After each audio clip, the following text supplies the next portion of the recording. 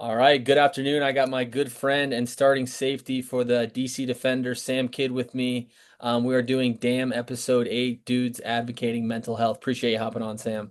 Appreciate you having me, man. I'm excited to be here. I think it's awesome what you're doing. I appreciate that, man. You guys had a great year. Watching you from ESPN and watching you in person was very exciting. So you crushed it. Dude, I appreciate it, man. It was an absolute blessing. Like you mentioned, blessing to stay healthy the whole year and just excited to be out there. Yeah, I mean, you guys, I feel like every year you've been a powerhouse, but last year was a little different when you got the MVP going down and having to Mhm. redefine yourself a little bit. Yeah, no, I mean, you can't replace a guy like Jordan. And when he went down, it was a lot of, I mean, yeah, we went on a little bit of a losing streak there and it was tough, but we're grateful that when we had him, we put ourselves in a position to, Right. make the playoffs essentially. So, and then once we got figured out who we wanted at quarterback and we kind of got the ball rolling again.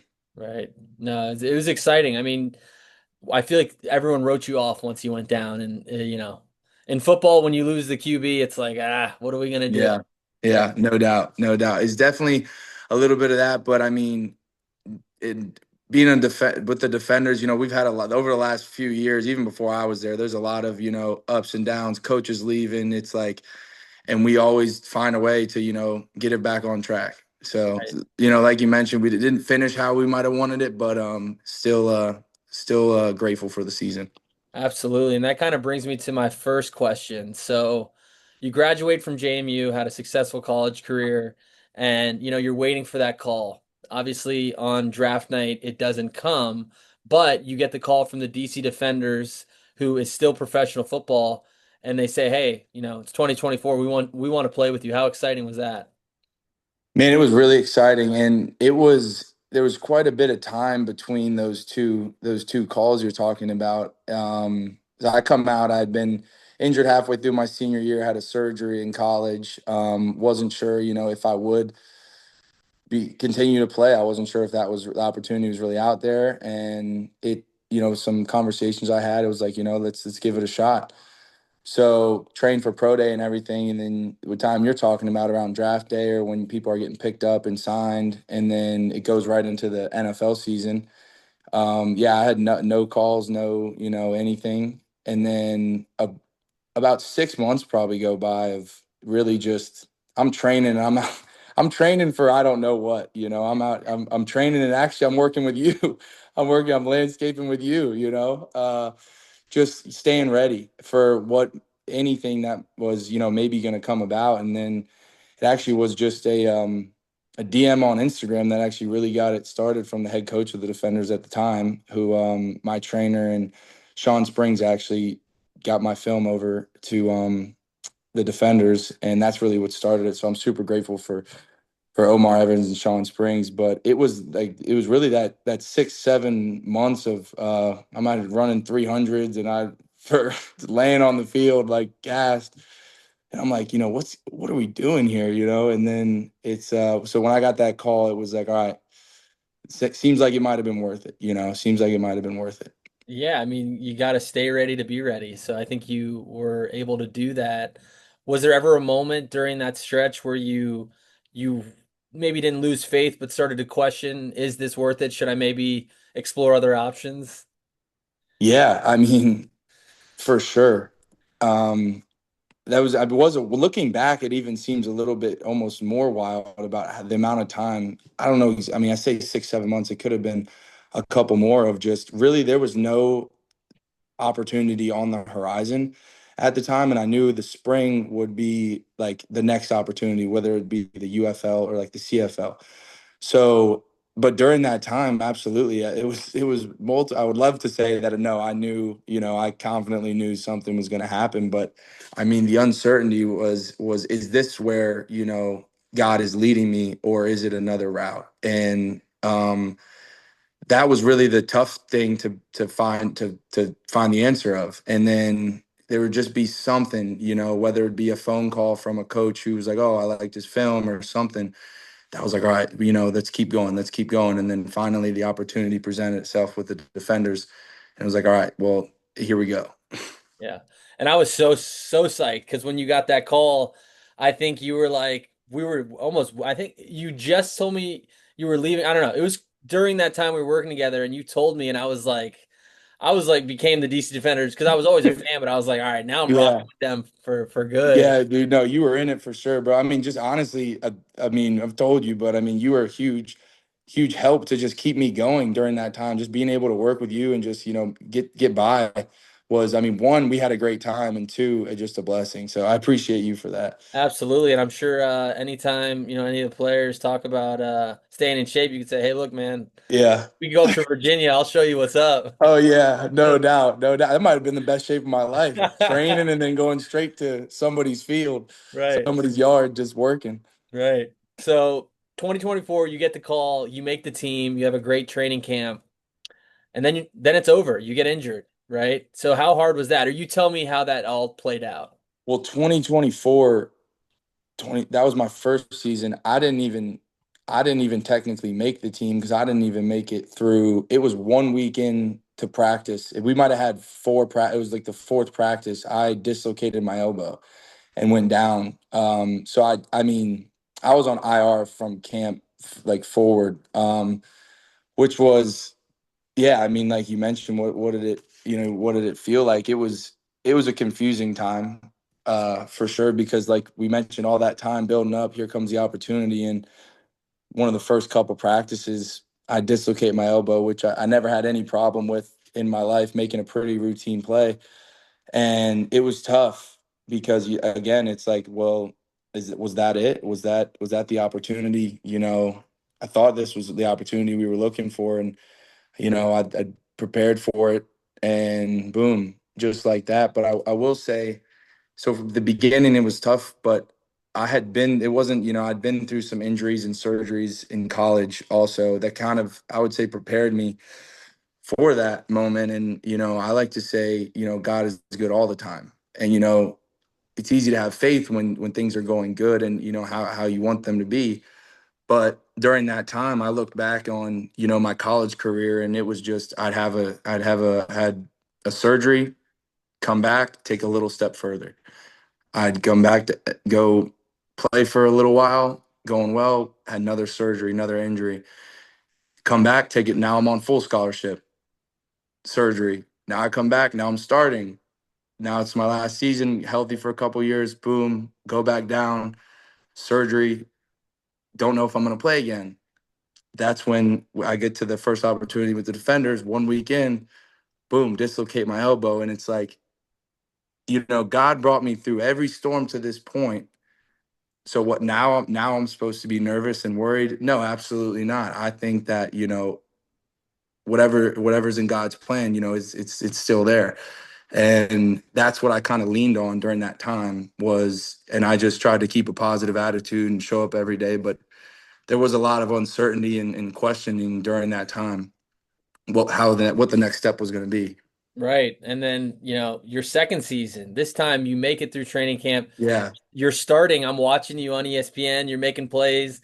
I remember the Battlehawks game. You were playing out of your mind, had a couple big plays. And then you make it through, I think, what, 4 games, then you're down again. Mhm. Yeah, it was. Yeah, I believe that's right. Yeah, stress fracture in my foot wasn't on the bingo card at the time. But like I mentioned, I come back after getting hurt one week into camp, take another step further, make the team, end up starting after a couple weeks. And so I tried to just, in the stress fracture wasn't at the time. It wasn't a season ending deal. It was tough to, get to that point, but I just tried to show up every day, stay positive and use that mentality. And then I did come back. First game back, I fractured my scapula in the week 9 trying to hit the quarterback, and then that's when I I went down. That's when I was out. Didn't get to play in the championship.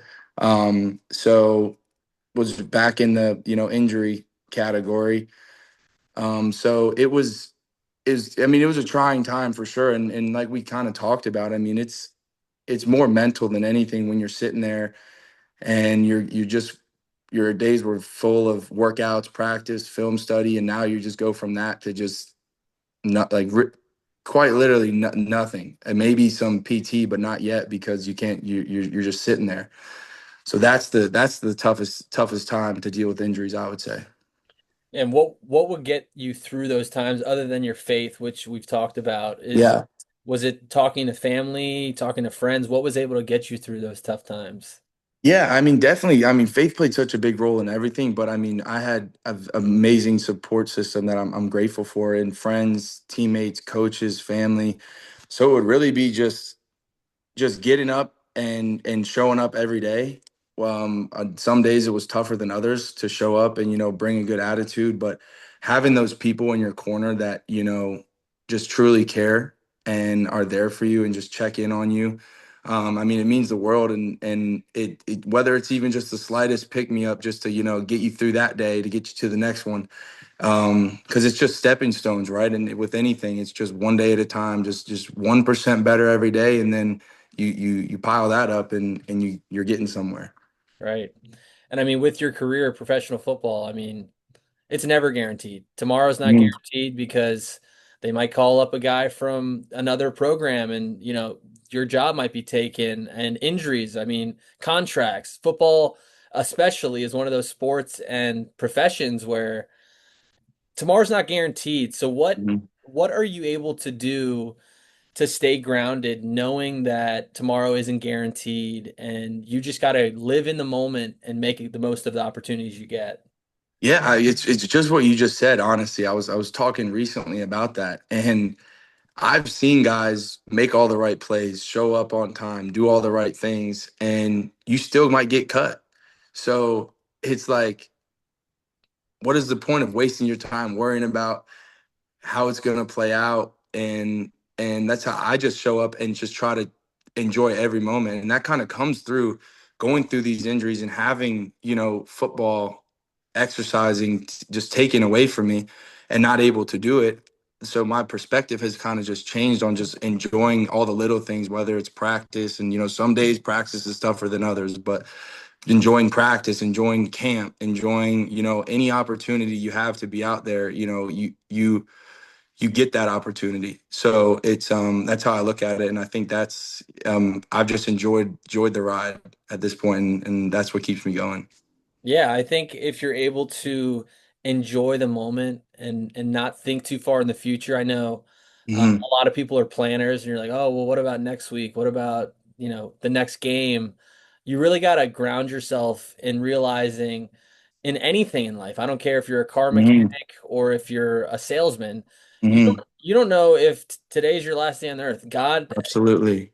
being alive is a blessing, right? So Absolutely. if you treat every day like it's your last, even though that's completely cliche, but just Hmm. living in the moment, I think really takes a lot out of the expectations, and you play better, you do better, Absolutely. you perform better, Absolutely. right? So Yeah. when you're like, this could be my last game, if it is, I'm gonna Yeah. leave it all out on the field. Yeah, 100%, dude. I mean, I fully feel that, and I mean, like I mentioned, I had those conversations recently, and I do think going into that second camp, I was, my trainer's telling me, you're at the bottom of the barrel and everything, and I mean, he's not wrong. That I mean, I was going in, coming from being injured, like those dudes. Most of the team the league is made up of guys that have been in the NFL. I haven't, so that's just what it was. But I went in there and I'm like, you know what? I'm just gonna enjoy every day, show up, work the way I need to, study the way I need to, and use what God's given me and go out here and have fun. Yeah. And I think letting loose and playing that way in the end did make me play better. So, and I enjoyed it more. So it was awesome. Yeah, I mean, if you play anything with your emotions on your sleeve, Hmm. I think it really pays off. So kudos to you Absolutely. for being able to do that. And we've touched on faith quite a bit. Hmm. During those moments when football wasn't going the way you had planned, how did your relationship with God change? And how did it help carry you through those difficult times? Yeah, I mean, I would say it was really everything. Honestly, it started back, I mean, years ago, but the injuries started in college, and that during that time, is when I can really look back and like how I explained, I kept taking another step, and there was days when I had no idea. I was like, I don't know if I'm ever going to play football again. I don't know how my shoulder's going to get back. I don't know how this is going to work. And during the beginning, maybe I didn't know how it was going to work, and then it just one day at a time got back. So by the time I get to the UFL, I have that foundation, and when something goes away, I'm not expecting it to. I'm I'm good because I know that if it's in God's plan, nothing can stop it. And if it's not, then He's got something better planned for me. So that's the how I like to look at it, and I like to. Um, it's funny because I got this perspective right before I broke my shoulder the last time with the defenders.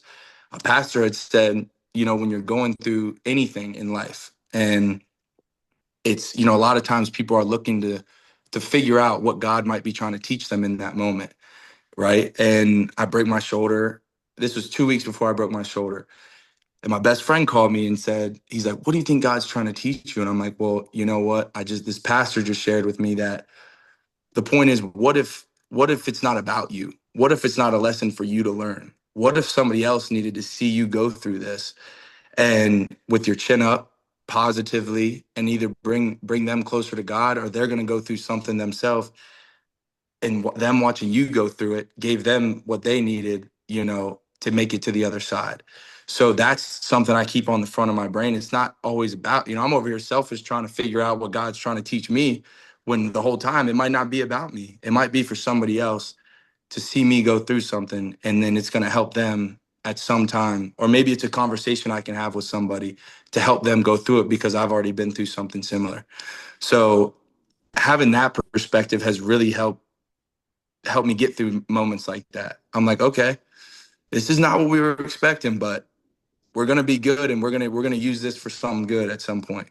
So, and yeah, it's definitely, my relationship with God has grown immensely over the years through all the trials. And there's no testimony without a test. So, getting an opportunity to go through being tested, and I kind of try to look at it and be like, all right, I don't know where you're taking me, but I trust you, and it's hard. Some days are harder than others because some days you do not see where you might be being led, and that's hard. But after having gone through different injuries, and I mean, football is a tangible way to explain it, but life happens too. So it's brought me to a point of, peace through those times. And I could not be more grateful for that. Yeah, no, I think that's an interesting way that the pastor talked about how Yeah. it's not necessarily all about you. I mean, we all think that, like, what is God Yeah. teach me? But to your Hmm. point, someone close to you that could be going through life's most difficult thing that they're dealing with alone, because they don't Yeah. want to bother other people, and they see you battling your way through this difficult moment, Hmm. and they might get the strength just from watching you. So I actually really enjoy what he's trying to say. Live, Yeah. live through others and live for others, because Absolutely. you don't know who's watching and who's going to benefit. I actually really enjoy that. Absolutely. Yeah. No, it definitely, I've shared that a few times since I've heard it. And I'm glad I heard it. Yeah. And then unfortunately in professional sports, I don't care what sport you play, a lot of men tie their identity to what they do. So for football, Hmm. they think that's all they are, a football player. Um, Hmm. so when football was taken away because of the injuries, how do you remind yourself of your value? And it's not necessarily tied to just your ability to play. Yeah. I mean, I think that's a huge, and I'd like to say that I feel like it's something that's being talked about a little bit more.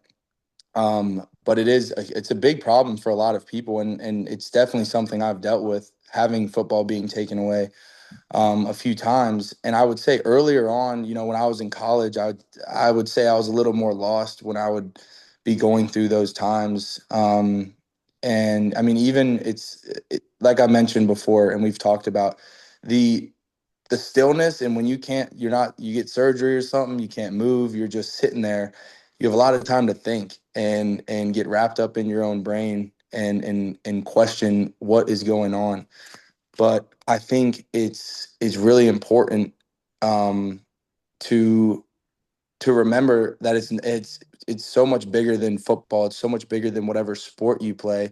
And for me, it was, going through those times earlier on and having such an amazing support system around me to realize like it's I am more than just the football player, even though that is what I've done most of my life, and that's what I've kind of been tied to a lot of my life. But getting honestly just doing things outside of it and being injured and just getting into just buying into the process and having your spending time with your friends and family, honestly just doing that kind of made me realize I'm not even playing football right now, and this is what we're doing. So just the support system and spending time with loved ones really kind of, I think, prepared me to deal with adversity after college when I was playing professionally and dealt with those same times. So I think that helped me a lot, but it's not an easy thing to deal with for sure. And I understand the difficulty and the trial in that. But I think I've been blessed with a great support system around me that has helped me realize that there is a lot more to life than football. Right. And then now, this past season, you had Hmm. fully healthy season, crushed it. Yes. Made player of the week a couple weeks, made some big plays. Saw your name constantly on the screen making plays. So this past season, everything finally came together. You stayed healthy, Mhm. played the entire year. Looking back now, do you think those previous injuries prepared you for this season in ways success alone could never have? Oh, 100%. 100%. I mean, just like we mentioned, the perspective of enjoying every day. Like going into camp this year, I was just, I was excited because, I kind of, got my feet wet a little bit the year before, but really only played 4 out of the 12 games. Going into it, I was just really excited, and my mentality was, I wasn't sure how the shoulder. I hadn't hit anybody. The last hit I did was fractured my scapula. So just going into it, I'm like, you know, I am going to take advantage of every opportunity. I'm going to enjoy every opportunity, and if something happens, something happens. If it doesn't go how we want, we're gonna be okay. But while I am playing, I only know one way to play the game, and it's pretty physical and fast. So, and I'm blessed to. The goal one was to make it through healthy, and we did that. Also, learning just about my body over the years and better ways to going through surgeries. I've learned how to exercise and prepare your body for um, to play and to protect it and to prevent injury. So I think all of that compiled up helped prepare for the season I had this year.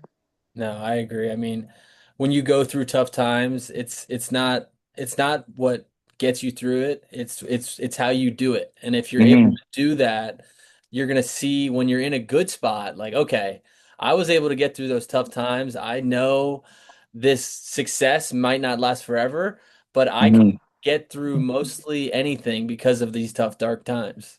Absolutely. No, I mean, and that's what it is, right? It's when you look back and you really try to see how far you've come, because there's always another level. There's always another level you're reaching for, and the NFL is the next level.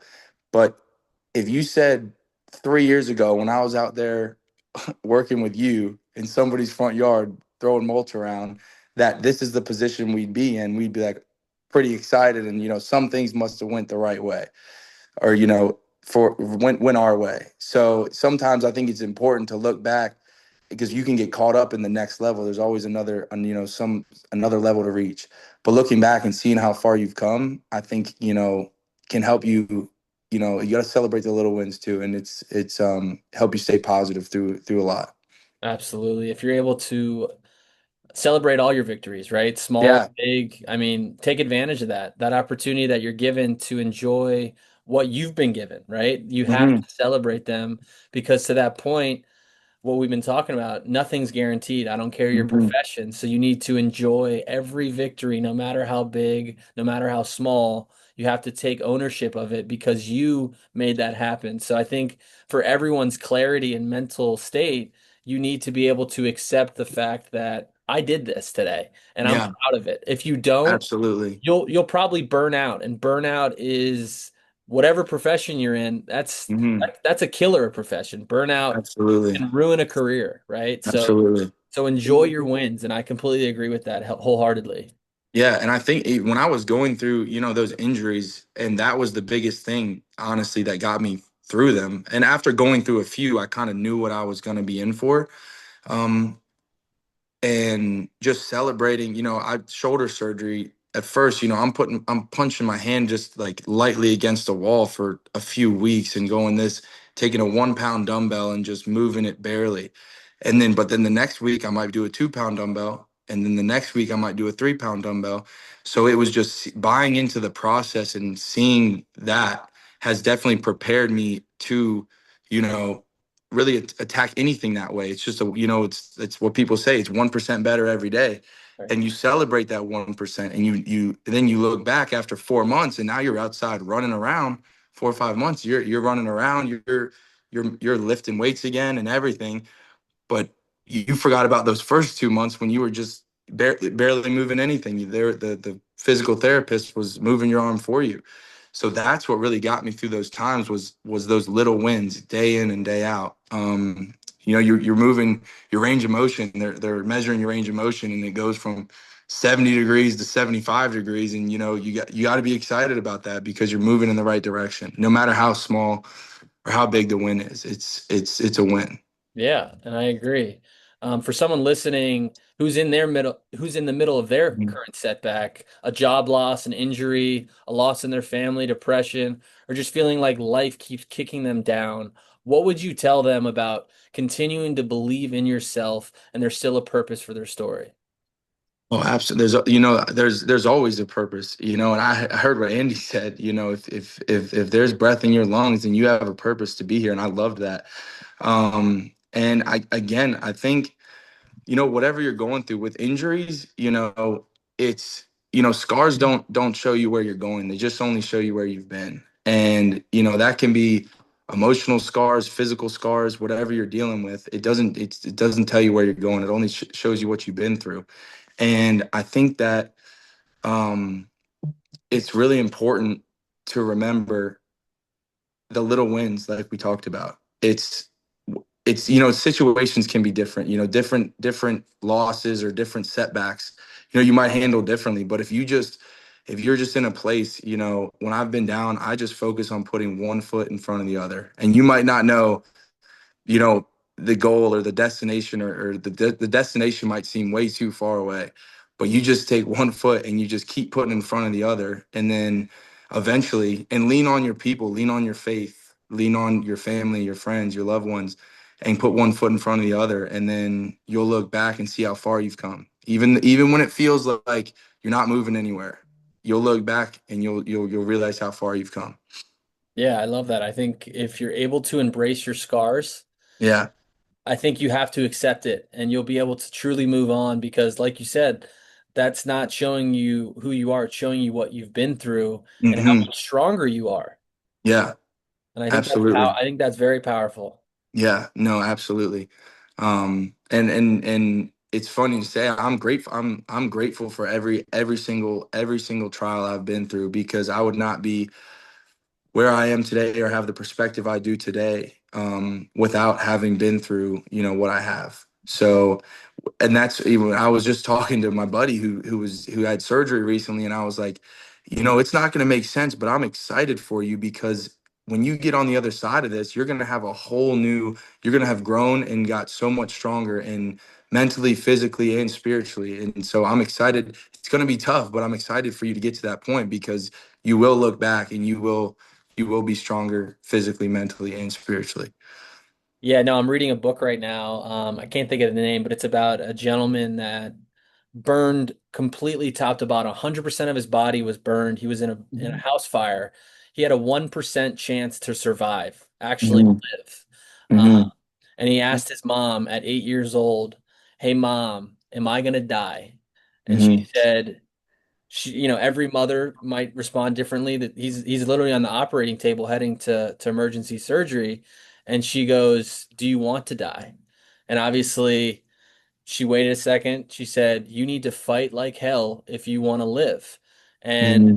that to me encompasses a lot because if you have the power to live and the power to succeed and the power to just work through anything you go through, Hmm. scars will be worth it because someone asked Hmm. him later on, "Do you regret that fire?" And he says, "No, because those scars made me who I am today and changed my outlook of life, Yeah. perceptiveness, and who I am as a person."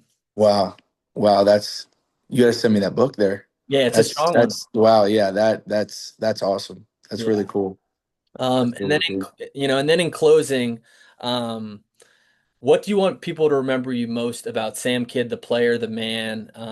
How do you want your career to be remembered? Obviously, it's still far from being finished, but Yeah. what do you want your legacy most to be remembered by? Yeah.